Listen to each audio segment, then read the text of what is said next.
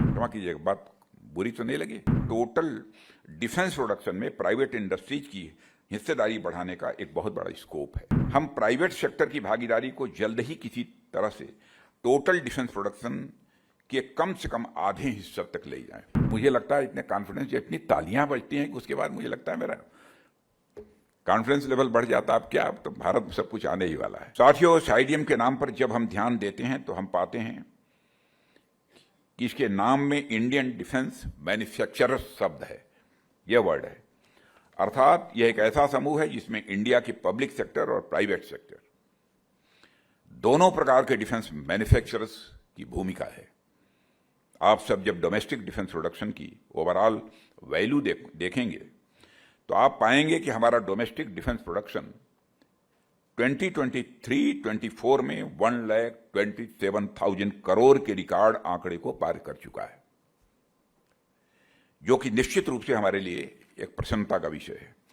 लेकिन जब हम बारीकी से इसके आंकड़े को देखते हैं तो हम पाते हैं कि इनमें से अधिकांश हिस्सा डीपीएसयूज द्वारा जनरेट किया जा रहा है। क्षमा कीजिएगा, बात बुरी तो नहीं लगी। मोटे तौर पर देखें तो डीपीएसयू सेक्टर का हिस्सा 1 लाख करोड़ का जा रहा है। 1,27,000 करोड़ में 1 लाख करोड़ का शेयर यदि किसी का है तो हमारी डीपीएसयूज का है, जबकि प्राइवेट कंपनियों का केवल 27,000 करोड़ रुपए का प्रोडक्शन है। इन आंकड़ों के माध्यम से मैं आपको ये बताना चाहता हूं कि टोटल डिफेंस प्रोडक्शन में प्राइवेट इंडस्ट्रीज की हिस्सेदारी बढ़ाने का एक बहुत बड़ा स्कोप है। हम प्राइवेट सेक्टर की भागीदारी को जल्द ही किसी तरह से टोटल डिफेंस प्रोडक्शन के कम से कम आधे हिस्से तक ले जाएं। जितना डिफेंस प्रोडक्शन होता है कम से कम 50% पार्टिसिपेशन हमारी आप सबका हो। यह हमारा एक टारगेट होना चाहिए आगे का, और इस टारगेट को अचीव करने की दिशा में हम हमेशा आपके साथ खड़े हैं। मैं पूरा यकीन दिलाता हूं आपको। और साथियों, मुझे कभी कभी, अब देखिए, पिछले साल भी मैं यकीन दिला रहा था, 5 साल उस समय भी रहा, अब इस बार भी पक्का हो गया 5 साल। तो 5 साल में तो बहुत कुछ कर सकते हैं आप।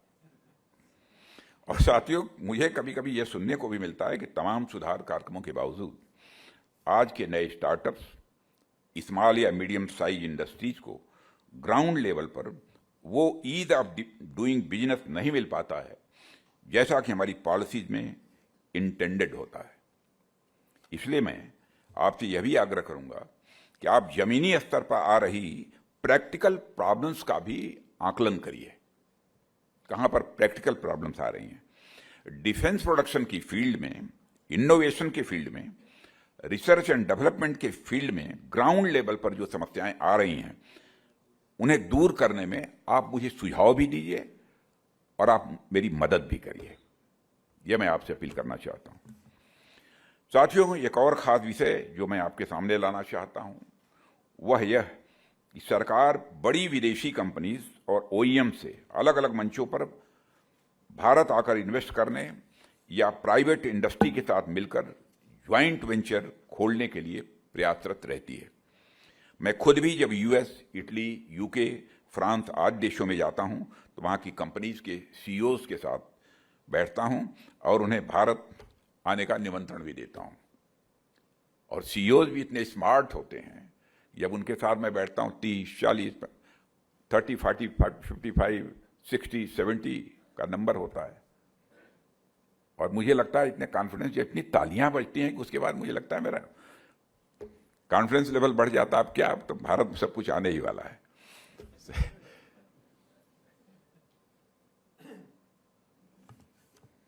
और हम गवर्नमेंट टू गवर्नमेंट लेवल पर तो यह कार्य करते ही रहेंगे, बराबर ये सिलसिला चलता ही रहेगा। पर मैं चाहता हूं कि एसआईडीएम की फर्म टू फर्म बेसिस पर विदेशी ओईएम्स या बड़ी कंपनीज के साथ कोलैबोरेशन के लिए एक रोड मैप बनाए जाएं।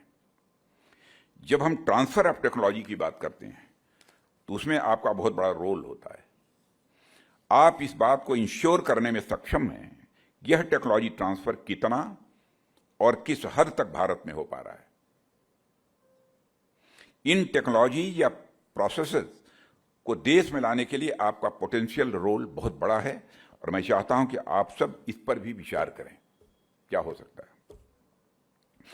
साथियों, इसके अलावा एक आखिरी बात जिसे आपके सामने लाकर मैं अपनी बात को समाप्त करूंगा कि आमतौर पर high technology development private sector में ही देखा जाता है। प्राइवेट सेक्टर में ऐसे अनेक इंसेंटिव और फ्लेक्सिबिलिटीज होती हैं जो अमूमन गवर्नमेंट सेक्टर में कम देखने को मिलती हैं। इसी को ध्यान में रखते हुए हमने कटिंग एज टेक्नोलॉजी के डेवलपमेंट के लिए कई स्कीम्स चलाई हैं।